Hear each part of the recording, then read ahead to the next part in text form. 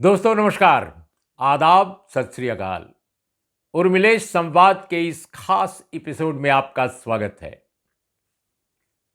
ये जो डॉक्यूमेंट है, जो आपके सामने मैं पेश कर रहा हूं, दिखा रहा हूं, ये वाकई हिस्टोरिकल है। ऐसा नहीं है कि इसमें कुछ कमी नहीं है, कुछ कमियां हैं इसमें, मैं उस पर भी बात करूंगा। लेकिन दोस्तों, बिहार सरकार का ये डॉक्यूमेंट मैं समझता हूं कि इस वक्त अपने मुल्क में पिछले कई दशकों से जो विमर्श जाति को लेकर, वर्ग को लेकर, वर्ण को लेकर, विकास को लेकर, राष्ट्र निर्माण को लेकर, योजनाओं के निर्धारण को लेकर जो चला आ रहा था, उसको इसने एक तरह से एक नई दिशा दी है।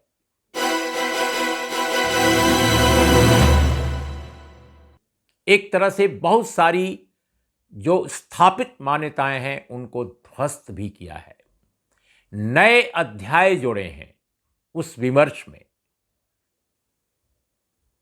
मैं समझता हूं कि एक बहुत प्रचलित बात जो नजर आती थी शैक्षणिक जीवन में, मीडिया में, नौकरशाही में, योजनाकारों के बीच, और सबसे बढ़कर तो लिबरल खेमे में भी, वो क्या थी कि जाति न पूछो साधो की।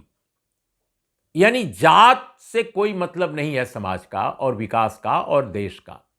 ये जात की बात को बिल्कुल नजरअंदाज कर देना चाहिए। जाति का नाम तो लेना ही नहीं चाहिए। तो किस चीज का नाम लें भाई? हर काम में जाति है, लेकिन जाति का नाम न लो, जात पात हो जाएगा। जाति का नाम लोगे तो जात पात हो जाएगा। लेकिन इस रिपोर्ट से यह साबित होता है कि हमारे समाज में, अगर बिहार के समाज की ये रिपोर्ट आईना उसको दिखा रही है, एक तरह का मिरर है पूरे बिहारी समाज का ये रिपोर्ट, तो यकीनन भारत के अधिकांश राज्यों, अधिकांश क्षेत्रों का भी ये मिरर है। उत्तर प्रदेश की स्थिति बहुत अलग इससे नहीं होगी, थोड़ा बहुत मामूली अंतर होगा। मध्य प्रदेश, राजस्थान, छत्तीसगढ़ को आप देख लीजिए, महाराष्ट्र को आप देख लीजिए, बहुत फर्क नहीं पड़ेगा। साउथ में जरूर फर्क पड़ेगा, क्योंकि वहां सुधार के कार्यक्रम पहले ही हो चुके हैं, सामाजिक सुधार के, और राजनीतिक रूप से भी वो रिफ्लेक्ट हुए हैं। लेकिन दोस्तों, जो मैं आज बात करने जा रहा हूं वो ये कि इस रिपोर्ट ने गंभीर आकलन, गंभीर रिसर्च, खोजबीन और सर्वे के आधार पर जो आंकड़े पेश किए हैं, उससे यह साबित हो गया है कि जाति के पहलू को नजरअंदाज करके भारत का विकास नहीं किया जा सकता। राष्ट्र निर्माण की कोई कोशिश सफल नहीं हो सकती अगर आप उत्पीड़ित और वंचित जातियों को उनका अधिकार नहीं दिलाते हैं। क्यों? क्योंकि जातियों में ही गरीबी अमीरी का निर्धारण भी हो रहा है। हमारे समाज की कुछ जातियां अमीर हैं और अनेक जातियां बेहद गरीब हैं। तो गरीबी और अमीरी का रिश्ता भी जाति से है। जो लोग अब तक बताते रहे हैं कि अमीरी और गरीबी केवल वर्ग है, जातियों का कोई मतलब ही नहीं है, वे भारत की असलियत को पहचानने से या तो इनकार करते रहे हैं या वो पहचान नहीं पाते रहे हैं। रिपोर्ट ये बताती है बिहार सरकार की कि हमारे देश में जाति व्यवस्था का, जाति विभाजन का, वर्ण व्यवस्था का अमीरी गरीबी से गहरा नाता है। मैं कुछ आंकड़े पेश करके आपको बताना चाहता हूं, और आप देखिए और समझने की कोशिश कीजिए। और मेरा कहना है कि न केवल आप समझिए, क्योंकि मैं भी समझने की कोशिश कर रहा हूं, और आपसे जब डायलॉग कर रहा हूं, ये उर्मिलेश का एक आलाप नहीं है, ये उर्मिलेश का संवाद है। हम एक दूसरे से समझेंगे। आप जब हमें कोई चिट्ठी लिखते हैं, आप हमें हमारे वीडियो के नीचे जब कुछ टिप्पणी करते हैं, कुछ सुझाव देते हैं, कुछ कमी निकालते हैं, हम उसको तुरंत फॉलो करते हैं। हम उन यूट्यूबर्स की तरह नहीं हैं जो आते हैं भौकाल मचाते हुए, चीखते हुए, चिल्लाते हुए और बता देते हैं कि उनके पास सब कुछ जानकारी है, सब कुछ ज्ञान है। मैं तो आपसे सीखता हूं, आपको कोशिश करता हूं कि अपनी बात बता भी दूं। तो दोस्तों, जो बात अब मैं बताने जा रहा हूं, बिहार सरकार ने सभी स्रोतों से मासिक आय का एक खाका तैयार किया है। इसमें 6,000 रुपए तक जिनकी मासिक आमदनी है, मासिक आय है, उनको गरीब माना गया है। माना गया है कि इनकी न्यूनतम मासिक आय है, यानी आप कह सकते हैं कि गरीबी रेखा से नीचे के लोग हैं। तो इनकी प्रतिशत संख्या 34.13% है पूरे बिहार में। इसी तरह से 5,000 रुपए से अधिक जिनकी आय है, यानी ये अमीर हैं कहलाएंगे एक तरह से बिहारी समाज में, इनकी जो पूरी की पूरी जो प्रतिशत आबादी है 3.90% है। अगर आप देखें अमीरी का ये स्तर और गरीबी का ये स्तर, तो दूसरे कई प्रदेशों से बहुत लो है। लेकिन फिर भी हम इसी के आधार पर देखें कि सामाजिक संरचना के आधार पर ये जो आंकड़े हैं दो, वो कैसे कहां लागू होते हैं। अब आप देखिए, मैं आपको बताने जा रहा हूं, दिखाने जा रहा हूं कि ये आंकड़े क्या बताते हैं। सामान्य वर्ग में जो न्यूनतम मासिक आय 6,000 रुपए है, ये जो 34.31% है, सामान्य वर्ग में 25.09% लोग इसमें आते हैं, यानी एक चौथाई सामान्य वर्ग, यानी अपर कास्ट। और अपर कास्ट जब मैं कह रहा हूं तो इसमें हिंदू और मुस्लिम दोनों अपर कास्ट शामिल हैं, यानी शेख, सैयद, पठान जो मुस्लिम कम्युनिटी के हैं। और जिनकी अगर देखा जाए बिहार के समाज में, आप जानते हैं कि जो आंकड़े आए हैं उसमें सवर्ण आबादी 15.52% है, 52% है। ओबीसी 27.12% है, ईबीसी 36.01% है, शेड्यूल कास्ट 19.65% है, एसटी 1.68% है। तो आप इसको याद रखिएगा और याद रख के फिर आप देखिए। तो मैं अपर कास्ट के बारे में बता रहा था कि 25.09% है उनका पूरा इसमें संख्या। ओबीसी की है 33.16% है। ईबीसी यानी एक्सट्रीम बैकवर्ड कम्युनिटी, अति पिछड़ा वर्ग, उनका है 33.58%। शेड्यूल कास्ट का है 42.93%। एसटी का है 42.70%। अन्य प्रतिवेदित जातियों का है 23.72%। औसत में बिहार में जो गरीब लोग हैं वो, जैसा हमने आपको पहले बताया, 34% से कुछ ज्यादा हैं। जातियों में अगर देखा जाए तो बिहार की सबसे अमीर जाति, बहुत आश्चर्यजनक आपको लगेगा ये आंकड़ा और ये जो तथ्य, वो है कायस्थ जाति। कायस्थ बिरादरी में सबसे अमीर हैं, इसमें 13.83% ही केवल गरीब लोग हैं, यानी जो 6,000 पर रुपीज मासिक का हमने आपको आंकड़ा दिया है, वो 13.83% लोग ही कायस्थ बिरादरी में हैं। ब्राह्मण इसके बाद आते हैं 25.32%, राजपूत 24.8%, भूमिहार 27.5% करीब हैं। शेख जो हैं 25.84% हैं। पठान 22.20% गरीब हैं और सैयद 17.61% गरीब हैं।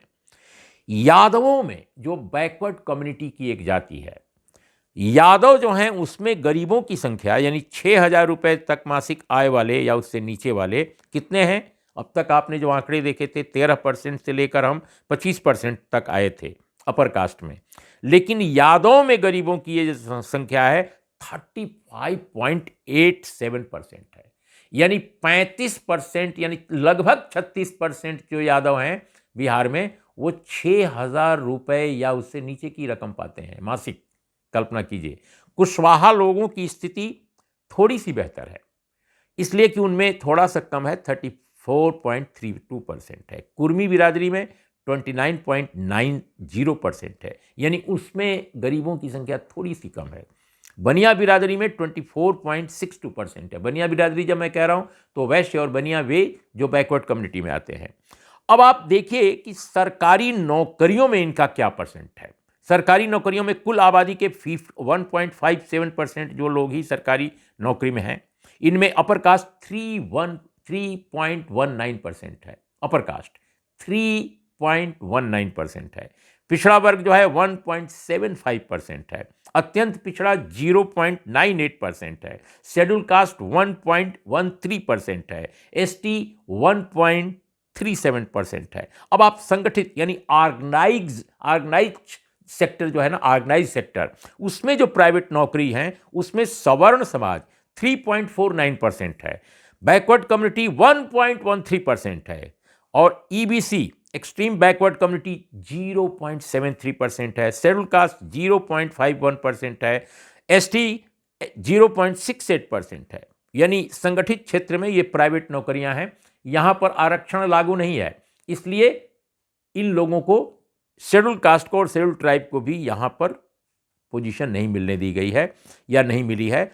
इसी तरह से सरकारी नौकरियों में भी अगर बिहार का हिस्सा देखा जाए तो एससी एसटी बहुत कम है, 1.13%, एसटी 10.3%, और पिछड़े वर्ग की भी हालत वही है, 1.75, और अत्यंत पिछड़ा 0.98%। कल्पना की जा सकती है क्या इतने दिनों के आरक्षण के बाद? चलो ठीक है, ओबीसी का आरक्षण बाद में हुआ, लेकिन एससी एसटी का तो बहुत पहले से था, फिर भी उनको नहीं। आप जानते हैं आजकल एक नया चलन चला है, एक नई स्थिति, एक नया रिवाज चला है कि लोग कहते हैं कि नॉट सुटेबल फाउंड। वो पता ही, वो उनको कोई योग्य मिलता ही नहीं है, दलित और आदिवासी और ओबीसी में। कई बार उत्तर प्रदेश में, कई बार दिल्ली में, कई बार हरियाणा में, पंजाब, हर क्षेत्र में ऐसा देखा गया है।